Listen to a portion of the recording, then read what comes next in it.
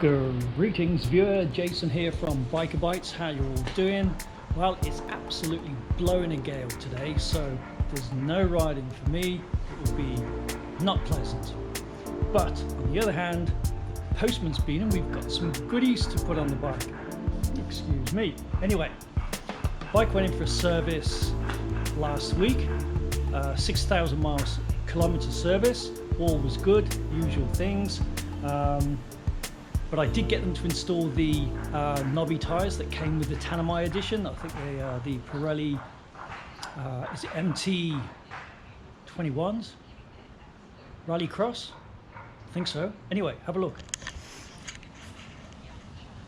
Isn't that looking awesome? That really, really does finish the bike off. Look at that.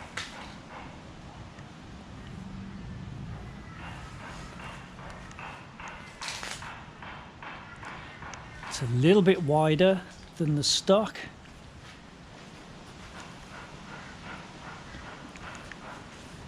On the front.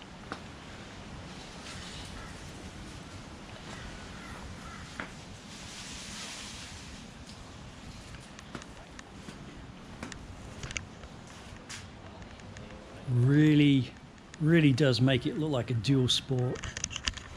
Really pleased with those. So I'm having to take it a bit steady on the roads because obviously they're new tyres, they need to be scrubbed in a little, and it has been raining, so doubly careful around those corners. Anyway, let's see what the mid-year Father Christmas brought us. So got some tyre irons, levers, ballards, crankcase filter that isn't really for a crankcase, but it was $9 off eBay. Not sure if it's going to fit, but we'll give it a go. A couple of what are these, funnel web filters. These are going to be spare for when I go on long trips, so I can just oil these up and keep them scrunched up in my bag. Got a tire inflator. And what I'm going to install today is a B&B tail tidy, Fender Eliminator, or whatever you want to call it.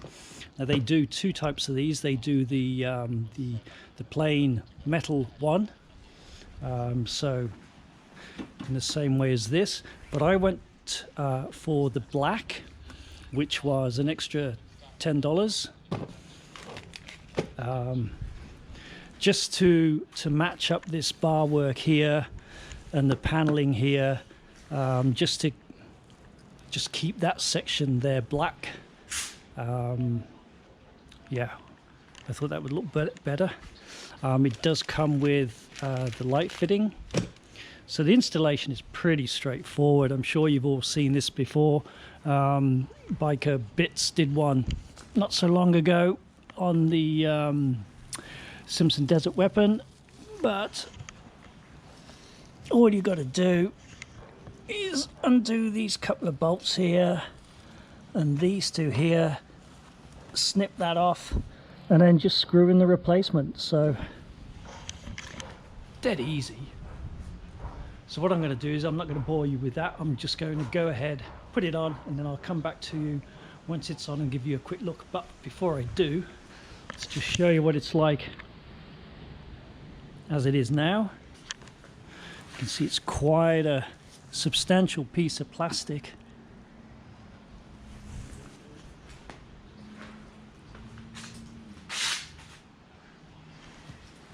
So hopefully this bar won't get in the way. But before I cut the wire to the light, I shall just do a quick fitment, make sure it's all good, and then when I'm happy, snip and then wire it up. So come back to you in a bit. There we go.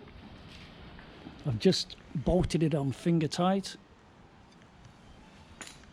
and we've got good clearance there, no hassle, no problem with it hitting the join here. So they put a decent indent to avoid that. And I've been able to move this across over here without snipping the wire whilst I just test this. So that's good. And if this exhaust wasn't in the way, you could attach your indicators there. All right, time to do the snip and finish it off. Right, before I do the snip, I'm actually going to install the light that comes with it, so I can gauge how much wire I've got and how much and exactly where I need to snip.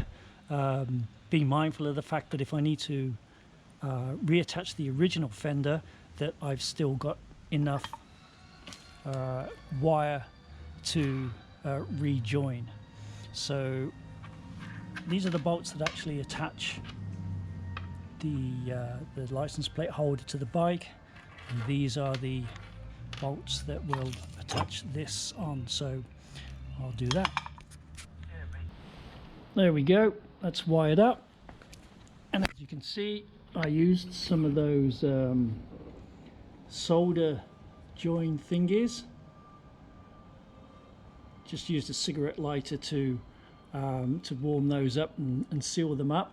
Now what I did to make it easier to stop it slipping off is I put one end through first and then heated that one end up to secure it, so I was free to slot the other end in without this end wobbling about, because it was nice and tight, and then sealed the middle up and sealed the end up, and did that on both of these, and that's a nice good seal. Now what I'm going to do now is add a bit of this plastic hosing around here and into the back of here, just to make it all nice and weatherproof.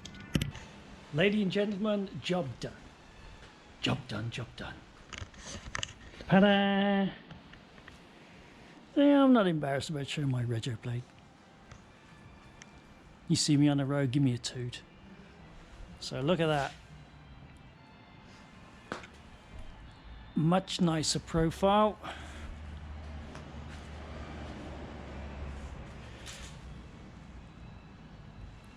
I like it. Alrighty. So inside here, don't know if you can see, shaky camera, but I got the plastic hose protecting piping going into the back here.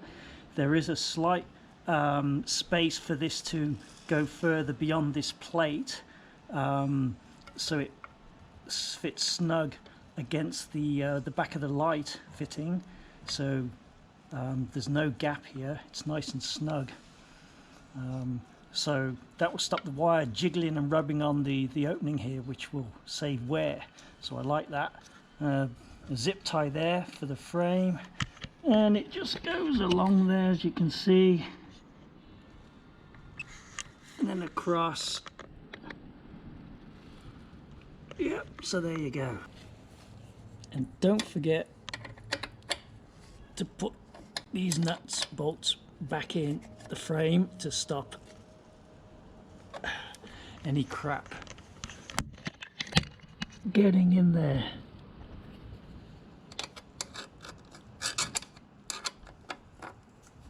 Really nice, neat, tidy job. And let's have a look at the light. There you go. LED light. Looks pretty sweet. Woo! Job done. Yeah. Alright, now I've got to tidy up all this business. I'll have a look to see whether or not that fits, but I think it may be a bit too big. I'm not going to fit those, as I mentioned, those are for the trip. Tire inflator, yeah. Oh, and I do have another bag of goodies that came the other day. Oh, blimey. Can you guess what it is yet? It's bloody heavy.